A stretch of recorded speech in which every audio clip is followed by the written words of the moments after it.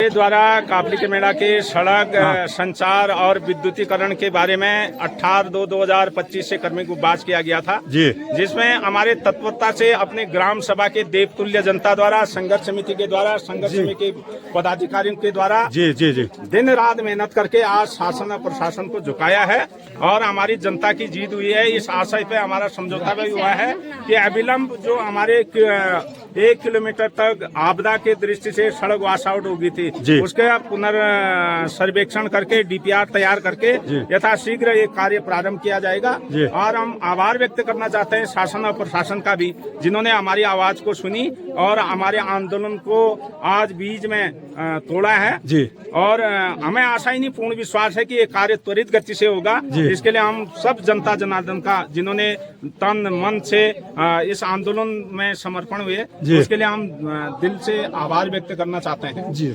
Thank you चामू भाई, आपका बहुत बेटा आप कुछ कहना चाहेंगे? आज कितना मैं इसे ग्राम पंचायत के देवतुल्य जनता का चरण को स्पर्श करते अभिनंदन करूंगा जी, क्योंकि इस काफली के मेला की जो मोटर मार्ग 2019-20 से शुरुआत हुई थी जी और 2023 तक वॉशआउट हो चुकी थी जी, तो ग्रामीणों द्वारा जो है इस परिवेश में विभिन्न प्रकार मतलब 2023 से आंदोलन की चेतावनी दी गई थी। पूर्व में भी उप जिलाधिकारी कपकोट द्वारा इसमें समझौता किया गया था, लेकिन विभाग ने जो है इस पर कोई सक्रिय मतलब कार्रवाई सुनिश्चित नहीं की, जिससे आज जनता ने आज 115 लोगों ने यहाँ बिल्कुल अपने दृढ़ संकल्प के साथ अपना यहाँ पर समर्थन देते हुए यहाँ पर कर्मयुगबाज चलाया।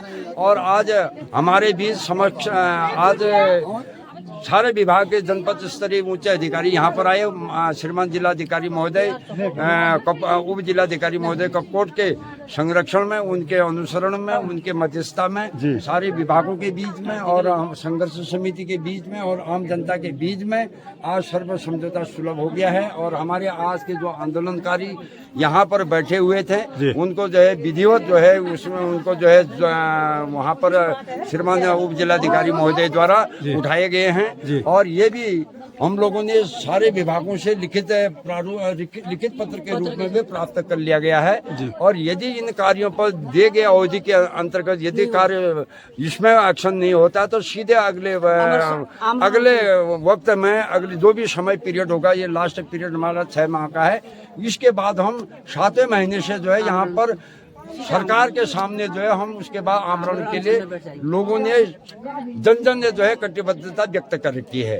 तो इसके लिए सारा जवाबदारी उत्तराखंड सरकार की होगी और हमारे जनपद बागेश्वर के श्रीमान जिलाधिकारी महोदय, कपकोट के हमारे उप जिलाधिकारी महोदय, समस्त विभागों की होगी। और ये आज अभी तक जो ये हमारा युद्ध चल रहा था सरकार के विरुद्ध, शासन के प्रशासन के विरुद्ध, इसमें जो है आज ग्राम पंचायत की समग्र जनता देवतुल्य माताओं के संकीर्तार्थ जो है हम लोग विजयी हुए हैं। इसके लिए मैं ग्रामवासियों को बहुत बहुत धन्यवाद देना चाहता हूं। और हमारे उप जिलाधिकारी महोदय भी प्रस्थान हो गए हैं, उनके मैं यहाँ पर आगमन के जो है हम जब कभी भी आपका आपको ठीक है सर, प्रणाम करेंगे। थैंक यू साहब, आपका बहुत बहुत धन्यवाद सर, धन्यवाद। ओके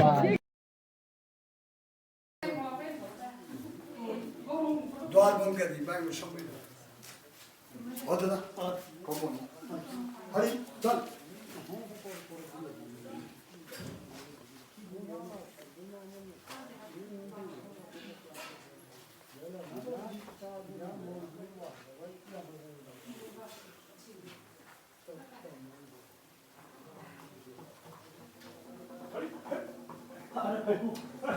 तेन यहाँ क्या आ रही है?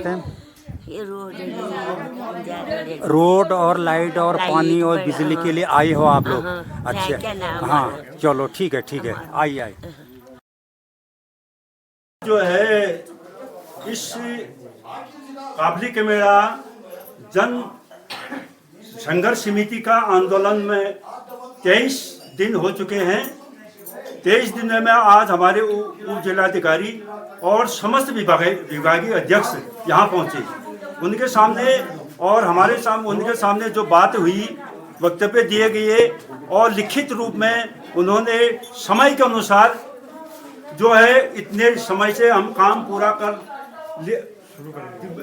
द्वारा क्या कहा गया उसके अलावा हम आज समस्त जन संघर्ष समिति को चेताना चाहते हैं कि और समस्त ग्रामवासियों को चेताना चाहते हैं कि अगर जो समझौता पत्र एसडीएम साहब द्वारा दिया गया है अगर समय से पूर्ण नहीं हुआ तो हम संपूर्ण ग्रामवासी दोबारा जो है आमरण में तब्दील करेंगे इस आंदोलन को। और इसके अलावा सर्वप्रथम मैं बैठूंगा, मैं इस संघर्ष समिति का अध्यक्ष हूं, मैं इस आमरण में मैं बैठूंगा सबसे पूर्व। और अगर नहीं हुआ समय से कार्य, शासन प्रशासन को यह चेताना चाहते हैं कि धोखाधड़ी हो या झूठ मूठ हो तो हम इसके लिए हम बिल्कुल ही उनसे कोई सरोकार नहीं करेंगे और किसी भी समय समझौता नहीं करेंगे बाद में, जब तक हम ग्राउंड में कार्य नहीं होगा। इसके अलावा हमारे समस्त ग्रामवासियों से मैं ये कहना चाहता हूं और शासन प्रशासन से ये कहना चाहता हूं कि जो समझौता दिया गया है आज ही एसडीएम साहब द्वारा आपको मिल जाएगा लिखित, तो लिखित रूप में अगर समय के अनुसार हमारा काम पूरा करना है और गाड़ियां चलनी है, बिजली चलनी है, पानी चलाने नहीं होगा तो ये कार्य हमारा ऐसे के ऐसे ही रहेगा। टेबल कुर्सी चटाई और जनता ऐसी रहेगी, तुरंत ही आमरण में तब्दील करेंगे। Thank you.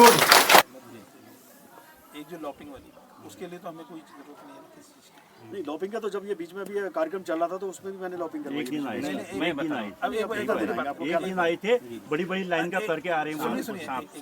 हमारा मेन काम क्या है, एक बात हमारी लाइन बाधित होती है, लाइट नहीं जलती है, इसी चीज को काटेंगे ना, टहनी को, पूरा पेड़ नहीं काटेंगे हम लोग। तो लॉपिंग की बात, दूसरी बात आई है जो पोल झुके हुए या किसी कारण से टेढ़े हुए, तो ये दो चीजें तो आप तत्काल उसमें करवा दीजिए।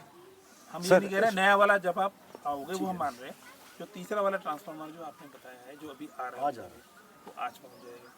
बाकी जो नए ट्रांसफार्मर हैं 6 ट्रांसफार्मर जो आप बता रहे हो वो लगे, लेकिन लॉपिंग और जो टेढ़े पोल है और तीसरा ट्रांसफार्मर जो अभी लग गया, उसके बाद जो अगला फाइनेंशियल ईयर आई गया, मार्च खत्म ही हो गया, और ये बात गाँव वाले भी समझे और हम भी समझे कि जुलाई में नहीं होगा काम, ये गया सितंबर का काम, हम सब जानते हैं। बेसिक चीजें हैं। एक तो इधर है मल्ला का नाला, अब वो जो है वायर बंधा है पेड़ में बांधा, भगवान ने जुगाड़ करके कुछ हो गया तो करंट लग गया तो उसकी जिम्मेदारी कौन लेगा? विभाग के पीछे खींचेंगे। नहीं सर, आप कह रहे हो ना लाइट तो जल रही है। सुनो, लाइनमैन आता है बेचारा, जैसे कैसे तोड़ मोड़ करके इसे लाइट जला देता है।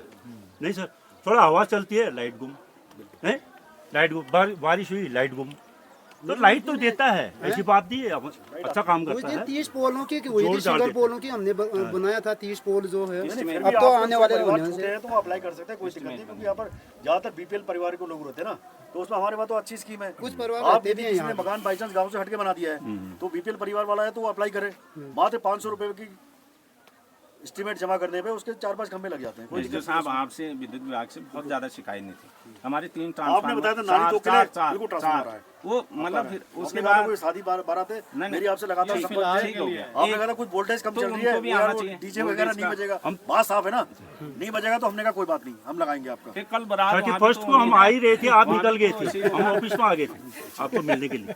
31 दिसंबर को जब डीएम साहब के पास गए, डीएम साहब और हम दोनों आए, हमने कहा मिल के आते संपर्क में रहता है, ऐसा नहीं कि नहीं है, नहीं उस दिन हमने कहा मिल के आते हैं। लेकिन बताइए हमने तो प्रपोजल किया ही था ना यहाँ के लिए, अब बीच में सड़क ही सही नहीं हो पाई, तो एक्चुअली जो हमारी लीड डिस्टेंस है ना 1 से 3 किलोमीटर मैक्सिमम, क्योंकि सरकार भी ये मानती है कि सब जगह रोड बन गई आज की डेट में, 11 किलोमीटर आना संभव नहीं है ना, नहीं सर, ने साफ बना आप भी विभाग से लिख के दीजिए, सड़क ही नहीं है, हम कैसे काम करें, हमको भी तो बल मिलेगा आगे शासन से।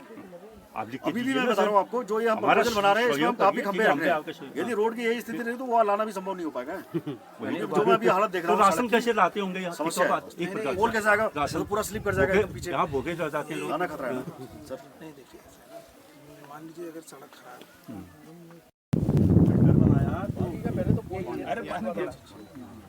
तो फिल्टर बनाया, कितना साल हुआ है, मेरे ख्याल में 2 साल फट के खत्म हो वो चाइना मार्च तक आ जाएंगे, 15 मार्च तक। मैं ही गया खुद कहाँ पर था, कहाँ पर ये ऊपर टॉप में वो पेटी में क्या है, चैम्बर है, फिल्टर।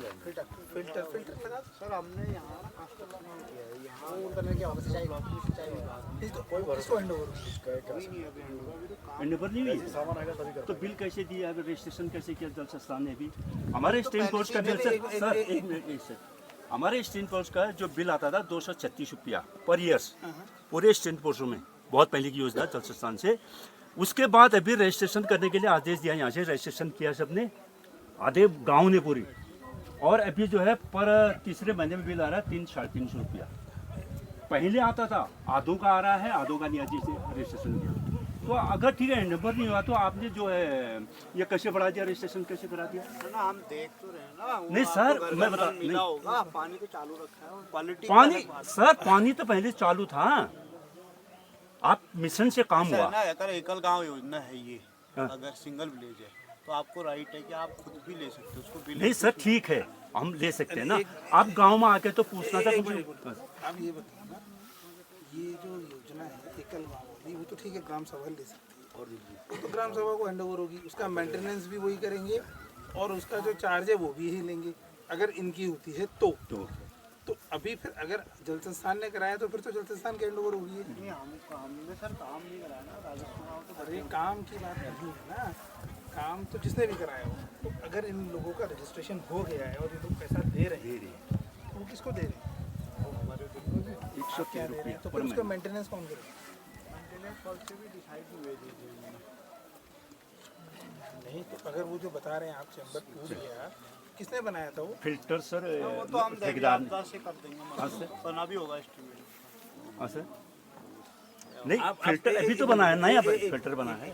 हाँ सर किसी ने भी काम किया हो ना, हाँ ठीक है हमसे। सर अभी तो फिलहाल तो सिंचाई विभाग की मानी जाएगी। क्यों? क्योंकि हमने हैंडओवर, हमको तो हैंडओवर करा नहीं है। तो बिना हैंडओवर की फिर हम बिल कैसे दे रहे हैं? बिलिंग तो पहले से चल रही थी। बिलिंग तो उस वो लाइन बनी हुई थी क्या? हाँ सर वो लाइन ऑलरेडी बनी हुई है, लाइन तो अभी रिपेयरिंग हुई है। फिल्टर पहले बना था, फिल्टर खत्म हो गया, वो भी लीकेज हुआ। अगर एक बात बताइए, उसमें अगर डायरेक्ट योजना उसकी तो फिर तो वो बनाएंगे, तो बिलिंग वही आनी चाहिए सर, पुरानी वाली बिलिंग आनी चाहिए। और फिर दूसरी बात ये है कि अगर परिसंपत्ति अगर हम मानते हैं उनकी है, ये परिसंपत्ति तो आपकी होगी ना, वो तो खाली काम कर रहे होंगे, कार्यदायी संस्था है वो। कार्यदायी संस्था होगी ना, वो परिसंपत्ति तो आप ही की होगी। परिसंपत्ति सर इसमें एक अलग केस हो रहा है ना कि हम लोग रेडियम की जो गाइडलाइन है वो कहती है कि एकल विलेज ग्राम सभा समिति बनती है, उसको पूरे मतलब काम तो सब होता है प्रॉपर, लेकिन जब हैंडओवर की बात आती है तो ग्राम पंचायत लेने को तैयार होती है, फिर अब वो हमारे वहाँ चल रही, हमारे चौकीदार रहते हैं, हम अचानक से तो वो तो पीटी क्या होता है? अचानक से परिसंपत्ति को हम लावारिस नहीं तो पीटीसी कौन है? पीटीसी है दो है। इनको कौन पैसा दे रहा है? अचानक से हम लावारिस नहीं कर सकते। पीटीसी को पैसा कौन दे रहा है? हम दे रहे हैं। पीटीसी को आप दे रहे हैं, आप कहाँ से दे रहे हैं पैसा? तो अब अभी क्या है ना कि इस योजना अभी सचिव स्तर पर सर ये बात भी चल रही है ना कि ब्लॉक बांट दिए जाएंगे। वो सब सही है, लेकिन वो गाँव वालों को उससे कोई मतलब नहीं है। इनका तो ये है कि इनकी समस्या का समाधान सचिव स्तर पे, शासन स्तर से इनको कोई, हमको ये देखना है इनकी समस्या का भी, अगर फिल्टर टूट गया है चाहे वो क्वालिटी की वजह से टूटा या किसी भी कारण से टूटा, तो वो ठीक कैसे, और उसको ठीक कराने की जिम्मेदारी किस विभाग की? अगर हम दैवीय आपदा की बात करें तो आप कैसे एस्टिमेट बनाओगे दैवीय आपदा में? अगर वो उनका है सिंचाई विभाग का, तो आप कैसे बनाओगे? वो 1 साल तक तो वही बनाएंगे, मतलब जल जीवन मिशन में दैवीय आपदा में वही करेंगे। तो वही तो मैं कह रहा हूँ, तो आप नहीं वो भी बनाएंगे, डिसाइड हुआ है कि तो वो पानी का फिल्टर कौन, वही करेंगे। तो बिल का आप दे रहे हो? अरे एक इशू आ रहा है सर ये गाँव में।